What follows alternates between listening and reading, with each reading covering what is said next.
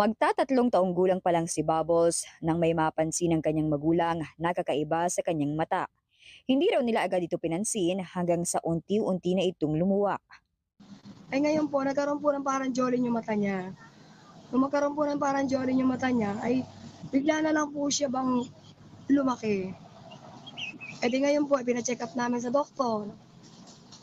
Nung maipa-check up po namin siya sa doktor, ay di, sabi po ay tumor.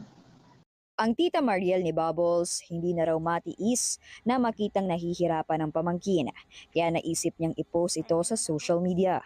Kasi po parang ang kondisyon niya, ayaw niya na kumain.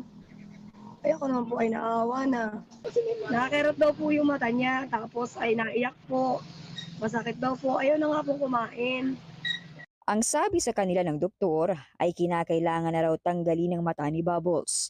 Kaya lang walang kakayanan ng mga magulang niya